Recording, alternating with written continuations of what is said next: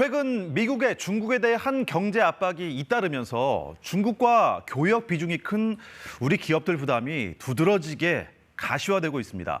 전기차부터 반도체까지 그야말로 하루하루 대응이 바쁠 지경인데요.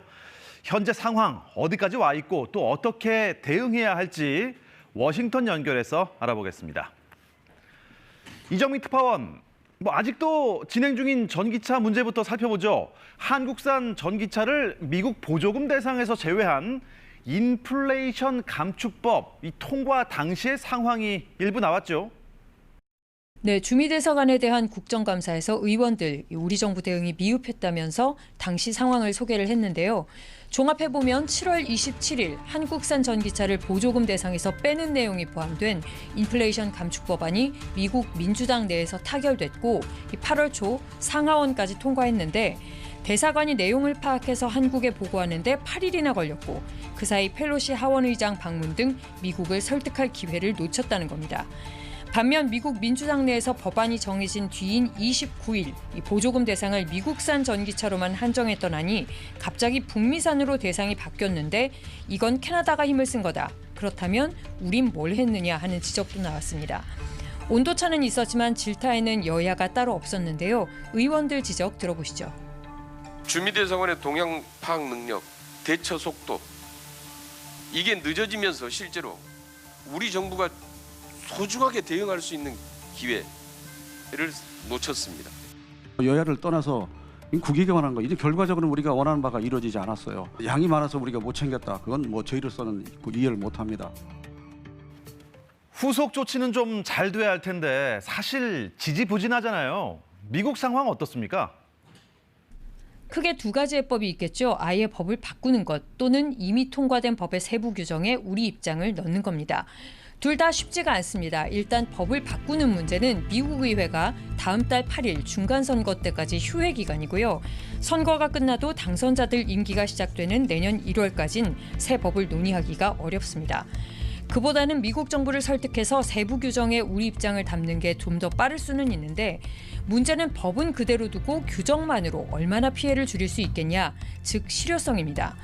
일단 미국 정부와 의회 모두 의도치 않은 한국의 피해는 원치 않는다는 입장은 밝히고 있습니다. 미국 여당인 민주당 하원 의원 그리고 주미 대사 얘기 들어보시죠. I do feel like there is sufficient understanding that this is something of concern. We're trying to figure out what would be a proper way to try to address this. IRA 부분에 대한 해법은 저희가 몇 가지를 가지고 이제 미국이랑 얘기를 하고 있는 것인데 어느 해법이 가장 가능성이 많을 것인지는 제가 조금 시간이 지나야 윤곽이 나올 것 같습니다. 전기차뿐 아니라 이젠 반도체도 문제입니다. 중국 내 반도체 공장에 미국 장비 반입하지 마라. 이 미국의 조치가 우리에게도 영향을 미치잖아요. 네, 지난주 미국 상무부가 미국 기업들에게 중국의 첨단 반도체 제조 장비를 팔려면 정부 허가를 받으라는 조치를 발표했죠. 이 대중국 수출을 금지하는 수준인데 문제는 중국의 공장 가진 해외 기업들도 미국 장비를 반입하려면 건건히 심사를 받으라고 한 겁니다. 중국의 공장 가진 큰 다국적 반도체 기업, 사실상 삼성전자와 SK하이닉스 두 곳입니다. 기업 입장 들어보시죠. 장비가 많이 못 들어가면 그 공장이 계속 노후화가 되겠죠. 업그레이드를 하기가 상당히 어려워지는 문제는 됩니다. 이 조치 이후에 우리 기업들이 지금 진행되는 설비 증설, 장비 교체라도 마무리하게 해달라 미국에 요청을 해서 일단 미국이 이 조치를 1년간 유예하도록 하기는 했습니다.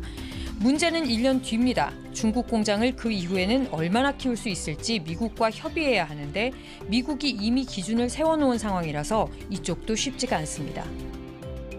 이런 미국의 조치들 결국 중국을 겨냥한 거잖아요. 향후에도 계속되겠죠? 네, 미국이 여기에 대해서 아예 선언을 했습니다. 현지 시각 12일 바이든 정부의 국가 안보 전략이 처음 공개됐는데요. 중국을 명시적으로 경쟁국으로 꼽고 이제 외교와 국내 정책을 통합하겠다. 즉 미국의 이익과 가치를 따르는 국제 질서를 만들 거고 그 선봉에 혁신 기술이 있다고 선언했습니다. We're pursuing in this administration a modern industrial and innovation strategy to invest in our economic strength and technological edge at home, which is the deepest source of our power in the world. 미국이 내세운 선진 기술, 전기차, 반도체에서 끝나지 않습니다. 배터리, 바이오 산업 등에 대해서도 곧 새 정책을 낼 것임을 시사했습니다. 정부와 업계 긴장하고 대응책 제대로 마련해야 할 시점입니다. 지금까지 워싱턴에서 KBS 뉴스 이정민입니다.